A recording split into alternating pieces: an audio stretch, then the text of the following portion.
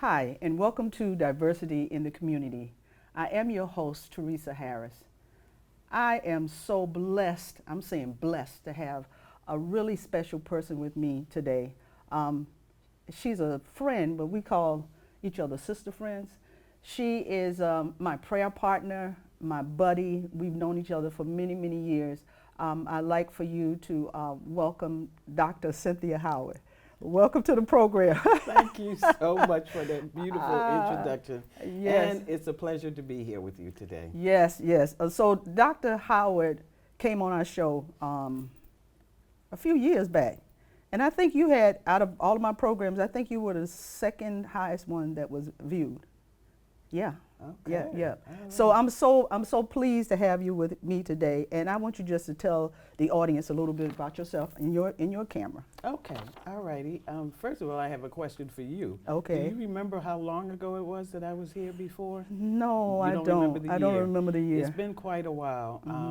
But my name is Dr. Cynthia Howard, and I am the owner and founder of Cynthia Howard Consulting, LLC, where I work with people who are tired of feeling mistreated, feeling unsafe, and judged in their own environment, and who desire a safe place to share their feelings openly, conquering everything negative. I do it through consulting, through coaching, also mentoring, and counseling. And I can't believe I just forgot counseling there for a second, because I do a lot of that. Right. Yes. And Dr. Howard's son was actually on my show not too long ago. Benford Dwight Stelmacher Jr. and Junior, and he actually did a show over at the Windsor Art Center. Yes. And yes. he's been selling prints or paints or paintings or whatever you want to call it, like hotcakes. So now here's his mother, and I've known both of her children since they were babies, and they're doing really, really well. Chris is doing well in the corporate world. I mean, they're just doing wonderful, and we just go so far back. But I brought Dr. Howard on the show today because there's such a need. And I got a few questions to ask you, and then we'll flow into something else. But I wanted to know, and we don't remember the year, but the progress made from the last time you were on the show. Okay. I just want to say this, that from then to now, there's been a lot of progress. And you talked about the need in ourselves, in our personal development, in the community, in church, in the corporate world. There's a need for us to understand what we do and what our purpose is in life. And so as I was preparing for the show, I looked back from last year, which was 2021 in October.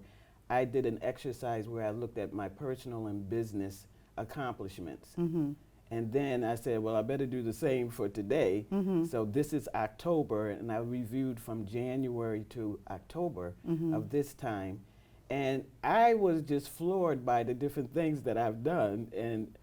And I think sometimes we go through life just doing, and just going, and not thinking about what accomplishments we've made. We always want to do the next and the next. We don't live in the present, and we don't appreciate what we offer. Right. So last year, I remember I was honored and nominated and accepted as one of the honorees for the 100 Women of Color class of 2021. And that was phenomenal. Met so many people, had a chance to network with so many people. In addition to that, I was, because of social media and my presence in social media, I was contacted by a cold call from someone from the Hartford City Mission. And as a result of that cold call and them watching me and seeing my videos online and what I was about, they elected me to the board of directors. Wow. So I'm on the board of directors of Wow. Hartford City Mission, and it is just phenomenal working with the children in the north end of Hartford. And it's spreading, not just the north end, but all of the children in Hartford, in whatever school they're in, introducing Christ to them, developing their That's what I was going to potential. ask. Really the purpose of Hartford City Mission is to develop the youth and have mentors for the youth and show them the Bible and Christ-like. And I can report that this past summer, after the end of the Noah's Camp program, there were about 55 students that gave their life to the Lord, Oh if my not goodness. more. Oh my goodness. And so we're impacting the community one student at a time. So it's just been a blessing. I've done speaking engagements. I was invited to a church to do waffles and wisdom. Okay, okay. And when I got the invitation, okay, I like the ring of this, waffles and wisdom. But it was an invitation from Full Gospel Foundation Building Ministries to talk, and my subject was trauma. There were 3 speakers. One spoke on aging, and the other spoke on grandparenting. And the world and the age in which we live. A lot of parents who are now grandparents are helping to raise their grandkids. Yeah. And so yeah. it was phenomenal. I have been doing a lot with my business. And I think you're going to ask me a question about that, so I won't delve into that right now. Okay. But I bought my paper, printed out the different things I've done. Seed Time and Harvest Ministry. Yeah. I had a speaking engagement there to talk about mental illness. And Such a need for oh that my right God, now. Oh such my a need God. for that. Most of the phone calls I receive has to do with someone that's struggling with anxiety, depression, isolation, all as a result of the pandemic, Of the course. pandemic, yeah. And just what they're struggling with in their lives. So mental illness is one of them, and there's all forms of mental illness. So we talked a lot about the stereotype around going to a counselor, going to a therapist, going to get help, a psychotherapist, or whatever the case. There's nothing wrong with it. And in our community especially, there's a stigma around, I'm fine, I'm okay. Yeah. Well, we're not okay. Right, right. Oh my goodness. What products and services that you offer are most beneficial? And I think you probably just said it, because people are going through anxiety and depression. Yes, they are. And there's different ways to deal with it. So when I think about my products and how God has blessed me, I think about my coach, Bev Vaughn, who encouraged me to have products and structure in my business and processes and ways to touch the masses. And so I have a what I call consultation call. 15-minute consultation call that's free, no cost to anyone. Give me a call and I get the chance to listen to you, to hear what you're saying, to understand what's going on in your lives, and then to produce my products to see if there's a way I can help you. If I can't, I'll refer you to someone else that can help you. Right, right. So I consider my consultation call my first product, and then that leads into my how do you handle offense? That's a product. And when I say product, these are services that we either do one-on-one workshops, or they are MP3 recordings, and I give you documentations to go with it. So you can't, if you can't have me come in and do it and present it, then you can do it yourself, because I give you everything you need to do it. Right. After the how do you handle offense, how do you deal with offense, and it's about in the church.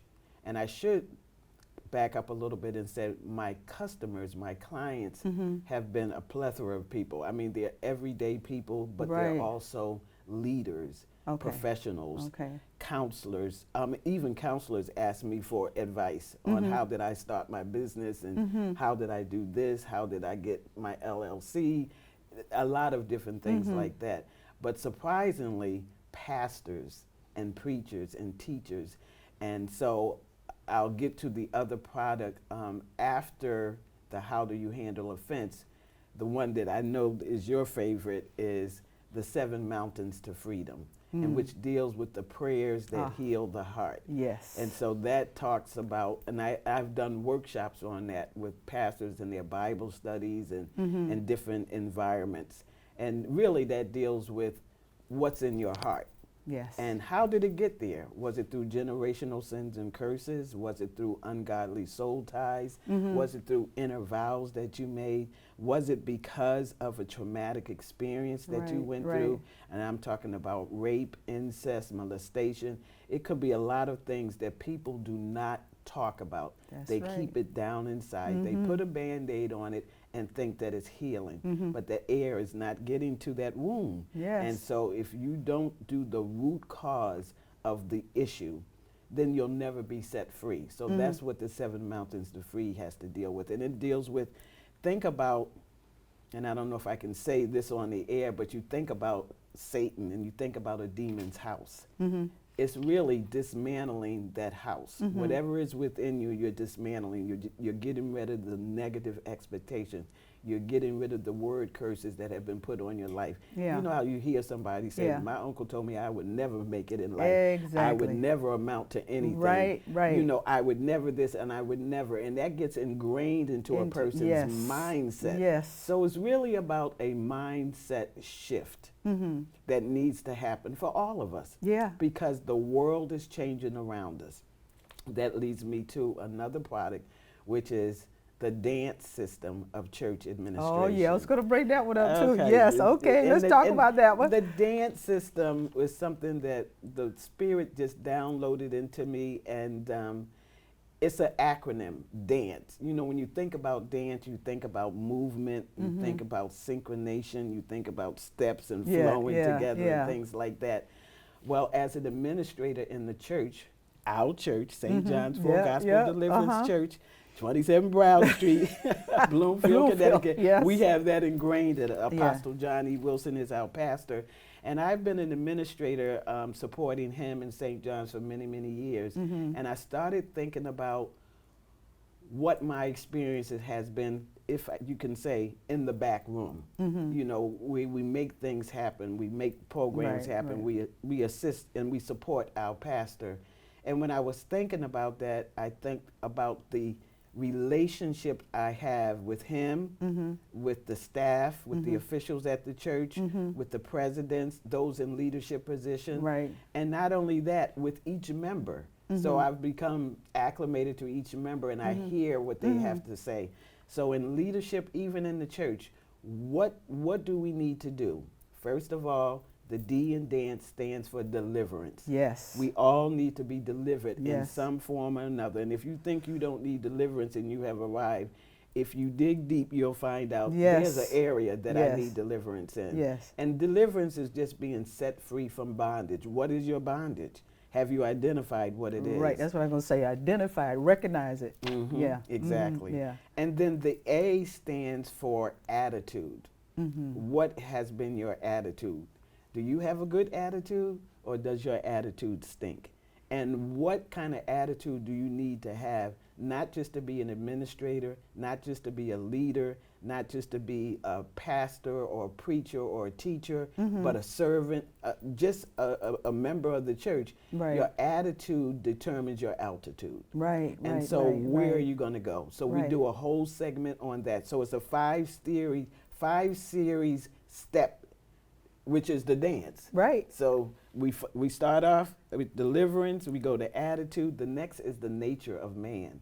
What is the nature of man and who are we dealing with? And, you know, we go around saying that we are Christians and that we are saved and you need to come to the Lord and you need to do this and you need to do the other. But what is man's nature that you're dealing with? Right, right. I'm not going to come to you and say Jesus is the answer and why you need to come to church with me when you just shared with me that you're hungry and you don't have a place to stay. Exactly. They exactly. cannot hear what I'm saying. You will not be able to hear what I'm saying unless I address the root cause. Right, And right. so right. once I get you something to eat, Right. once I work with the staff or whoever and try to get you someplace to live so you have a roof over your head, Yes. then you'll hear. Right, Then you'll exactly, hear. exactly. So that's what the nature of man is all about. The next step is C for change.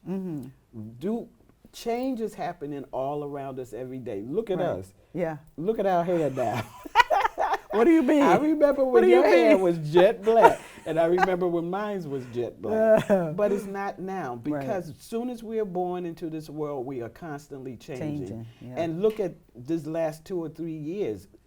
The pandemic, COVID-19, Yes. changes in all of the 7 world systems. Change in the economics, change in the church, change in the Yes. school system, Yes, yes. change in our government. It has impacted everything. So you as an individual, me as an individual, the leaders, are we embracing change? I mean, social media is a change for me. Yeah, right. Technology is changing. Everything is changing. So do we embrace it or do we reject it? Do we push against it? We want to stay, well, this is the way I've done it all my life and I'm not changing. Yeah. Well, even in the church world, if we... Change is uncomfortable. It's uncomfortable. It's Right. uncomfortable. And it's coming out of your comfort zone to do something else. But just think about it, Theresa.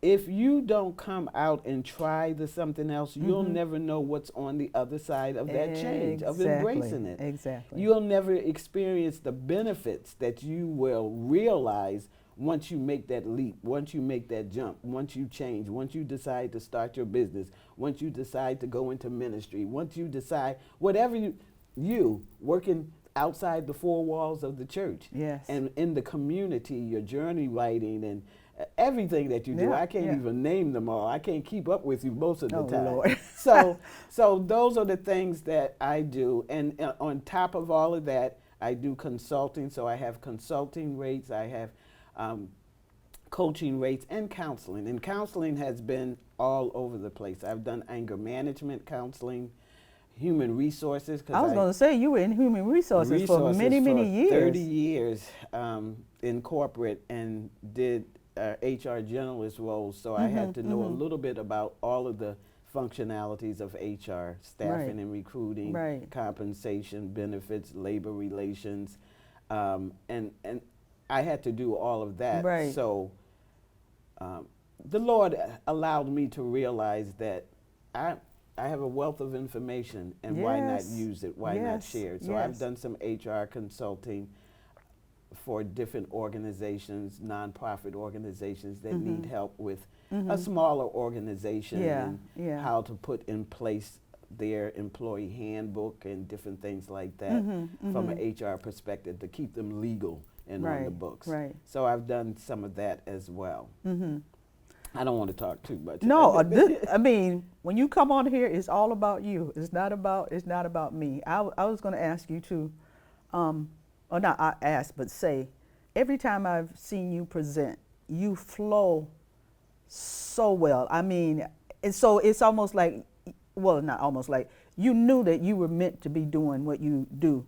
When I've seen you get up and lecture or whatever you do, you put humor in it. You put yourself in the picture so that people won't say, oh, well, she's up here and I'm down here. So I feel, you always make people feel so comfortable when you're talking to them. And I remember one night you talked about on one of the events we were doing, and you talked about forgiveness.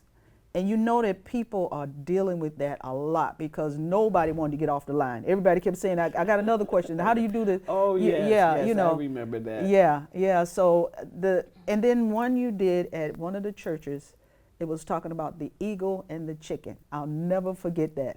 That really stayed in my mind. You want to talk? I know we're a little off of what we're going to talk. Could you talk a little bit about that? The eagles and the chicken. Actually, that was a speaking engagement. Yeah. One of the churches wanted me to come and speak, and I am a doctor. I feel like I'm walking in God's purpose right now. I am not a preacher. Right. I am not a minister, and it was so interesting because they reached out to me and they said they didn't want a preacher to come and speak. They didn't want someone to get up there with all of these big words and things like that. They wanted someone who was saved, who was seasoned in the Word of God, to come and just talk to the women's department and to encourage them. And they had a theme, and I don't remember what the theme was at the moment now. But my subject was soar like an eagle. And I told the story about the chicken and the eagle. And it really resonated around this farmer who had a farm full of chickens, and he was breeding these chickens.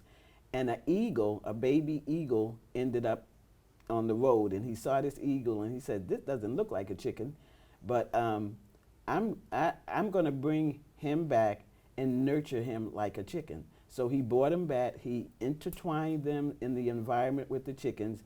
They would throw down the bird seed, and all of the chickens would go, eat it and stuff like that. So I was trying to show a contrast about what we are and who we are Yes. and what is put inside of us to make us think that we're one thing when God has designed us to Yes. soar Yes. Yes. above your problems, Yes. above your situations, above your storm, because the positioning is so important. An eagle will fly, and I gave all kinds of information about the eagle, the size of his wings and how long they go out, and Right. and how fast he can go, and his eyes, he can see miles and miles away. But when an eagle flies through a storm, he goes up through the storm and then comes at the top of the storm. So he's looking down at the storm and he's positioned there. Why can't we soar like an eagle Yes. and look down at our storm and see what's really going on rather than being consumed by the present situation? Right. Being consumed by what we see, not Right. what is Right. going Right. to be. Right. You know. So the farmer kept on. So this friend came by to visit the farmer, and the friend said, "What are you doing with the eagle among the chickens?" And the farmer said, "That's a chicken." Said, "I've raised him as a chicken, I fed him as a chicken, and watch, when I put the feed down, he's going to come with the rest of the chickens and eat it." And so the friend said, "Well, if you give me a chance, let me take this eagle and bring him to a certain level, and I bet you he won't come down there and get the feed."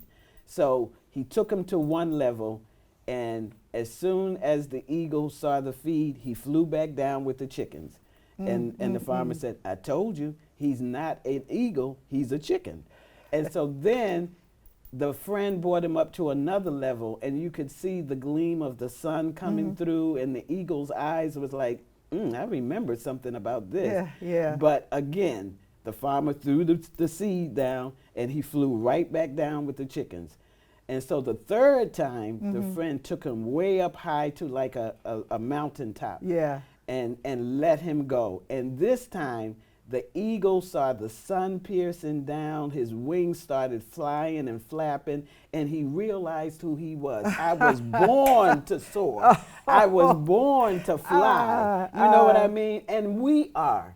We Yeah. have a purpose. Jeremiah 29:11, talks about the Lord knowing the plans that he has for That I you, and have they are for you. plans Yes. for good and not evil. Yes. He has a purpose for us, but sometimes life has brought us down. Down, Life yes. has been the chicken seed. Yes, Okay? yes, The bird yes, seed yes. that the farmer is throwing down, and low self-esteem. Yes. You know what I mean? Yes, yes. Not thinking that you're good enough, Yeah. not thinking that you're educated enough. But if God puts something in you, it's for a reason. And Yes. you're not to leave this world until you have fulfilled that purpose Yes. and his destiny in the earth.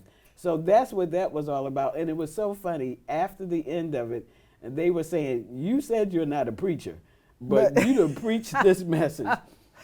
And at the end, we went to dinner, and the pastor and the first lady and a lot of the members, we went to eat. I think it was at the Chowder Pot. I can't remember where it was now. But when I got there and came in, everybody that passed me said, "I'm an eagle." That's right. I'm That's not right. a chicken. That's I'm right. an eagle. That's right. And even on social media, I posted about it and things like that, and it was just phenomenal. So God has just really been good to me. As you talked about my children, when I think about the goodness and how I've gotten to where I am, Right. nothing but the goodness of Yes, God, yes, nothing yes. but the favor of God on my life, and the things that much suffering in my life, but much joy as well. And I think about that. My husband is a great supporter Yes. of my business, of my ministry, and of me, period, and Yes. he's a photographer, so he has helped me a lot with social media and the things that I post and the consistency of what I Yes, yes. do. And then there's my spiritual advisors, Apostle John E. Wilson. I can never forget the life and the memory of Mother Dorothy Vault, Oh, yes. who has gone on to be with the Lord, but she was such a spiritual Yes, advisor yes. and such an inspiration. Of course, my coach, Bev Vaughn, she was an angel to me, and she came around just at the time when the Lord had dealt with me. I was sick unto death. You remember that? Yes, I do. With bacteria, Yes, meningitis, I people do. were dying all around me, and I was in a coma for 3 days. And when I woke up, God spoke to me while I was in the hospital for a couple of weeks. I couldn't even go home. I was so weak. He told me to start the business. He came to me in dreams with the initial CHC, and I'm like, what does CHC stands for? And so he showed me a blueprint of where I was supposed to go. But how do you know? How many of us know that we get the blueprint, but we don't get the whole picture? Right, right. And Bev Vaughn came at a time when I worked in corporate all my life, but I've been working for the man, so to speak. Yeah, I've been working for both corporate, night and day. not for myself. What's that song, Work for the Man? working Yeah, day right, and night, so right, to right. speak. So I did a lot of that. And then when it came to the time when he said, do this, he said, make a website. He said, and all of these things I had never done before. Right, right, right. And Bev Vaughn came along. I went to one of her gatherings. I think it was in Madison, Connecticut. And there was a connection, and she's a coach. So now I have a coach. And so I invested in myself to learn the things that I did not know. Because we think we know everything. But what about the things that you don't know? That's right. I didn't know how to start a business. I didn't know how to have. The one question she asked me in the strategy call was, do you have products and processes and structure around your business? And I wanted to say, yeah, I have all of that in a bag of chips. But when I thought about it, I really didn't. And so she taught me. And as a result of her teaching me and coaching me and telling me how she got to where she got, that's when the products came forth. That's when the consultation calls, the how do you deal with offense, which, to your question, deals with forgiveness. Right. Because offense is somebody doing something wrong to you or against you. It's a miscommunication. It's something that you choose not to deal with. You would rather hold a grudge or walk around not speaking to a person, knowing you have an attitude with them, or not understanding why a person is not speaking to you or not treating you the same. Right. Well, the ultimate end of that is that there's something that happened that forgiveness needs to take place. Yes. And people would rather walk around in unforgiveness, which is like a cancer that's spreading through your whole body. Yes. It really is. Because forgiveness is not for the other person. It's for yourself. It's for you. It is for you. And so those are the things that God has kind of branched me out to do. And I just love dealing with people and helping people. And people are hurting. And you have such, I'm not just saying this because you're my guest, but you have such an excellent reputation. You know, from people. I talked to Dr. Howard. I talked to Dr. Howard about this. So you just have been such a blessing to so many people. Been a blessing to me. Blessing to us on our. We are prayer partners. We are prayer partners. For how many years now? 30-some years. Yeah, 30-some friends, years. Friends, and we pray, and then sometimes we go into a therapy session. Yes, yes. We all have been on the couch because life is a journey. Yes, it is. And life is not going to be peaches and cream all the time. So we have gone through different things in life, whether it be sickness, whether it be divorce, whether it be our health, whether it be misunderstanding, whether it's our family, we need healing in our family and things like that. Yes. We just need it. And so we have to. To me, the one thing I learned in school when I went back for my doctorate's degree is that confidentiality is key. Yes. It really is key. It is. And I've always tried to be a good friend, even when I was working in corporate as an HR manager. All the employees would come to me and want to talk to me. I don't know what it was about me, but they wanted to talk to Cynthia. Conflict resolution, supervisory issues, employee issues, and things like that. And these were people that were not my people.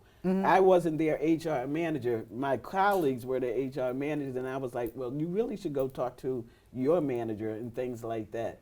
And so it has been a part of my life, all of my life. God was getting you ready for preparation. Preparation, that's what, is key. Yeah. Preparation is key. And so you prepare. And I did not know that my 40 years in the corporate world was preparing me for the next. Yes. Because honestly, he had to deal with me. I was at a point in the corporate world where I thought I had done everything that I could do. I loved helping people, and you also talked about this. The person, the maintenance man that came in to dump my trash in my office in the corporate world, me and him had a relationship.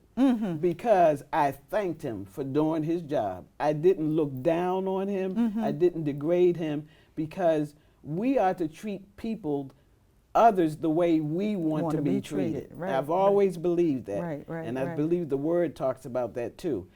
And so I don't care who you are. I'm going to treat you the way I want to be treated, whatever the situation might be. Right. And because of that, I think people trust me, and I use my humor too. God gave me that. Yes, you have. Yeah. I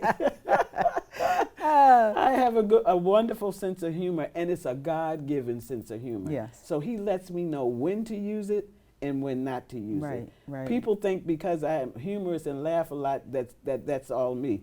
But I can be stern and to the point, because to get my point across, but I might use humor to do it. And I always use myself as an excuse, or as the person to say, well, this is what happened to me, and this is how I handle it. And these are some things you can take into consideration. I'm not telling you to do it that way, but try it.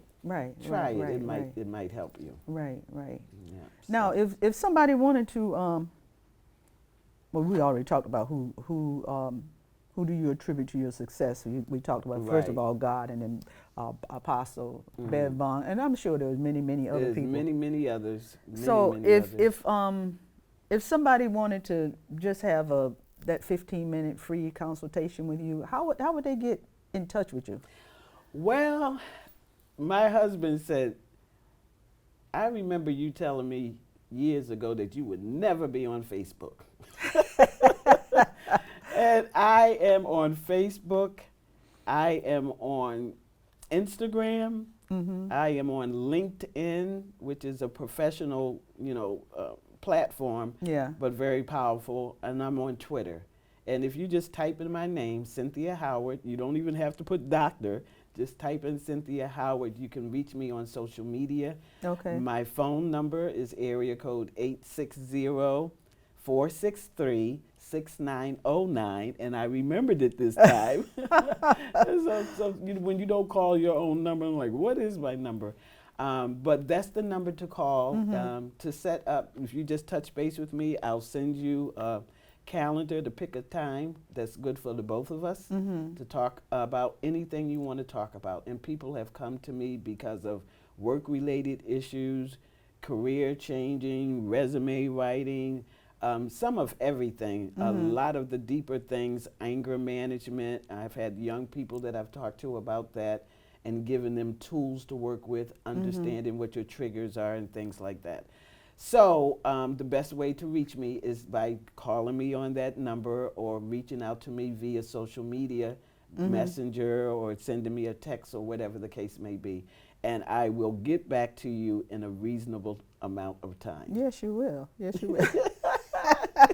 I mean, even with this. Yeah. I know we was trying to get this together, but I just want to say that I am just so happy that we were able to pull this together, because I know that you've reached a lot of people, and just any time I can get somebody on, I don't care if they can reach 5 people, is worth it.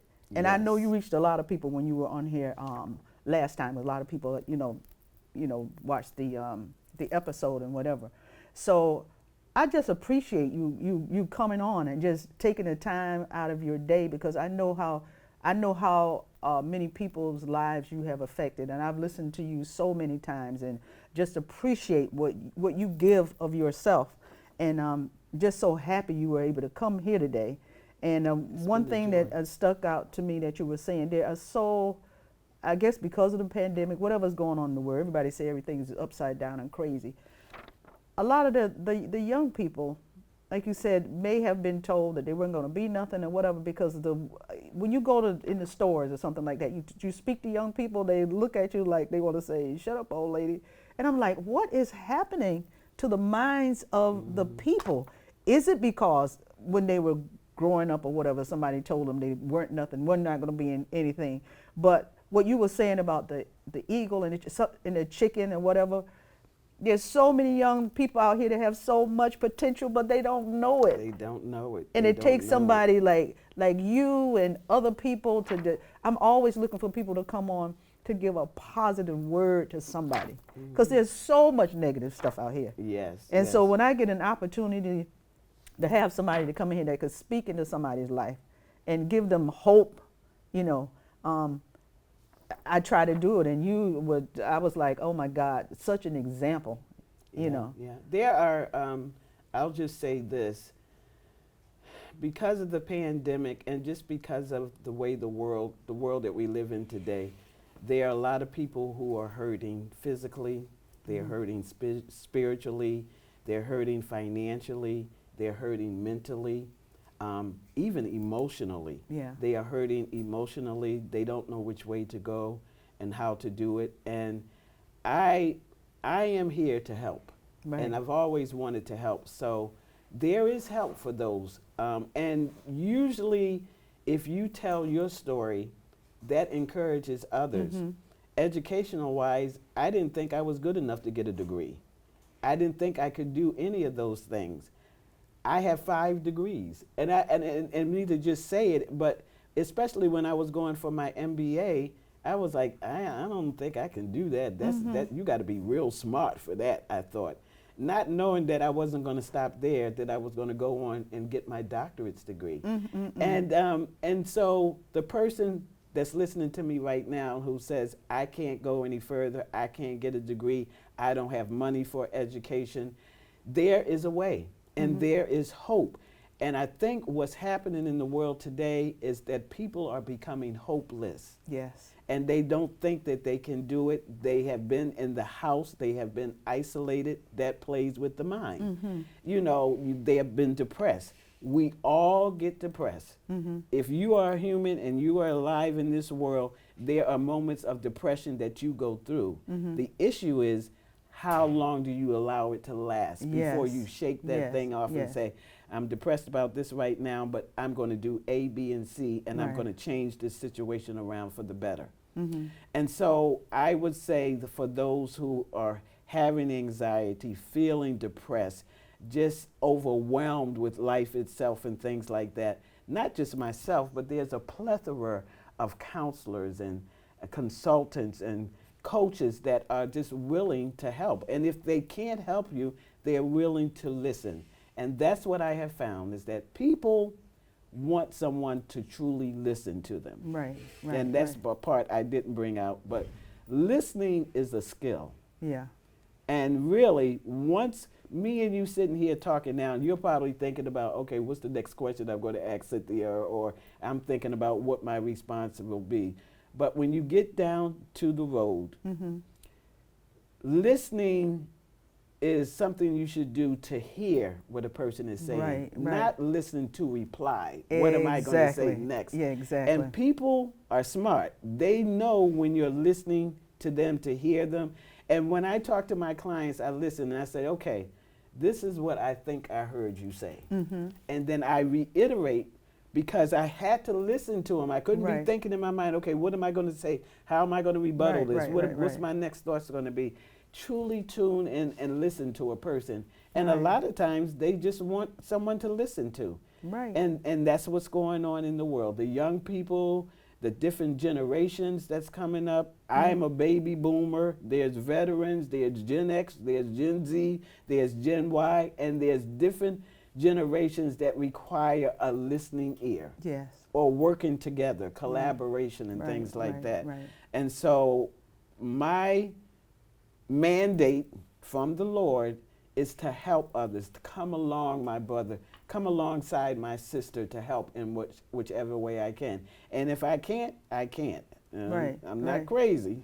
So, so you know what you're capable of doing. You know when you need to pull back. You know when you need to, like, for example, I had someone call about suicide, and I tried to talk to them and calm them down. A friend called and said, I have a friend that's suicidal. I don't know what to do. can you talk to them? And I said, I could talk to them, but that's not my area of expertise. Right. You need to have them call the suicide hotline. You need to have them get in touch with A, B, C, and D. And they did that, and they got the help that they needed. Right, right. So we have to not, this is a society of people that think that they have the answers to everything and they can do it all and they know it all. Right, right. Know your lane and stay in it. That's all I can say. Oh, God. Well, before we go off today, was there anything else you want to say? But then I want you to just give a little message. I know you've given many messages to the audience, but I want you to give whatever kind of message, positive message that you can, and look in your camera and just give a message to the Well, audience. I'd like to, first of all, thank you so much for thinking enough of me to have me on the show. I appreciate that. And I want to share with the audience today what was shared to me. Preparation is so key in so many different areas, but I encourage you, as you go from day to day in your walk in life, no matter what your occupation is, no matter what your dreams are, no matter what your aspirations are, pat yourself on the shoulder. Encourage yourself. Me preparing to come on Diversity in the Community today with my sister Theresa, who I love dearly, I kind of looked through, okay, what have I done this year? Because I hadn't looked back yet. So from January to October, I started seeing the things that I have done, and I'm like, wow, I accomplished that. I did that. Give yourself kudos, because sometimes nobody else will. So encourage yourself. There's a scripture that says, encourage yourself in the Lord, because sometimes we look to the left for encouragement, we look to the right for encouragement, and when it doesn't come, we get down on ourselves, we get despondent, we get depressed and everything else. But look at your life and see where you are. You are alive.